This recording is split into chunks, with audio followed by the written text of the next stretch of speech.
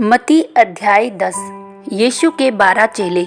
फिर उसने अपने 12 चेलों को पास बुलाकर उन्हें अशुद्ध आत्माओं पर अधिकार दिया कि उन्हें निकाले और सब प्रकार की बीमारियों और सब प्रकार की दुर्बलताओं को दूर करे।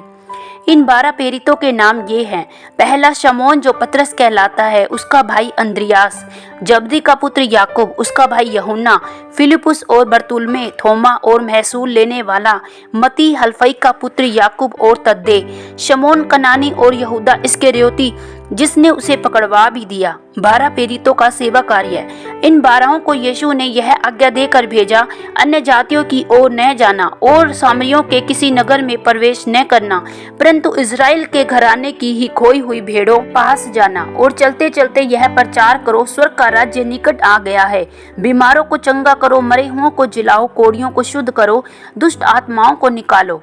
तुमने सेंतमेंत पाया है, सेंतमेंत दो। अपने पट्टकों में न तो सोना न रूपा न तांबा रखना।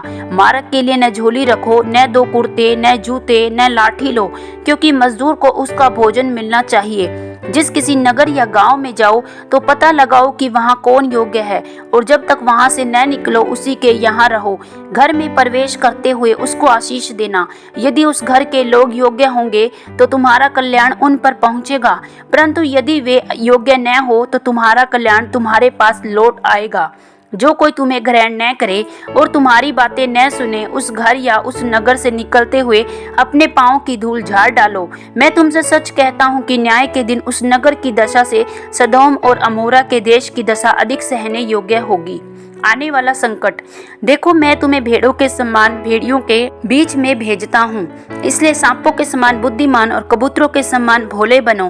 परंतु लोगों से सावधान रहो, क्योंकि वे तुम्हें महासभाओं में सौंपेंगे और अपनी पंचायतों में तुम्हें कोड़े मारेंगे। तुम मेरे लिए हाकिमों और राजाओं के सामने उन पर और अन्य जातियों पर गवाह होने के लिए पहुंचाए जाओगे। जब वे तुम्हें पकड़वाएं तो यह चिंता न करना कि हम किस रीति से या क्या कहेंगे, क्योंकि जो कुछ तुमको कहना होगा वह उसी घड़ी तुम्हें बता दिया जाएगा। क्योंकि बोलने वाले तुम नहीं हो, परंतु तुम्हारे पिता का आत्मा तुम में बोलता है। भाई भाई को और पिता पुत्र को घात के लिए सौंपेंगे। बच्चे माता पिता के विरोध में उठकर उन्हें मरवा डालेंगे। मेरे नाम के कारण सब लोग तुमसे बैर करेंगे, पर जो अंत तक धीरज धरे रहेगा उसी का उद्धार होगा। जब वे तुम्हें एक नगर में सताएं तो दूसरे को भाग जाना। मैं तुमसे सच सच कहता हूँ, तुम इज़राइल के सब नगरों में न फिर चुकोगे कि मनुष्य का पुत्र आ जाएगा। चेला अपने गुरु से बड़ा नहीं होता, न दास अपने स्वामी से। चेले का गुरु के और दास का स्वामी के बराबर होना ही बहुत है। जब उन्होंने घर के स्वामी को शैतान कहा तो उसके घर वालों को क्या कुछ न कहेंगे? किससे डरे? इसलिए मनुष्य से मत डरना, क्योंकि कुछ ढका नहीं जो खोला न जाएगा, और न कुछ छिपा है जो जाना न जाएगा। जो मैं तुमसे संध्यारे में कहता हूँ उसे तुम उजियाले में कहो, और जो कानों कान सुनते हो उसे छतों पर से प्रचार करो। जो शरीर को घात करते हैं पर आत्मा को घात नहीं कर सकते, उनसे मत डरना, पर उसी से डरो जो आत्मा और शरीर दोनों को नरक में नष्ट कर सकता है। क्या पैसे में 2 गरैया नहीं बिकती? तो भी तुम्हारे पिता की इच्छा के बिना उनमें से एक भी भूमि पर नहीं गिर सकती। तुम्हारे सिर के बाल भी सब गिने हुए हैं, इसलिए डरो नहीं, तुम बहुत गौरैया से बढ़कर हो। यीशु को स्वीकार या अस्वीकार करना।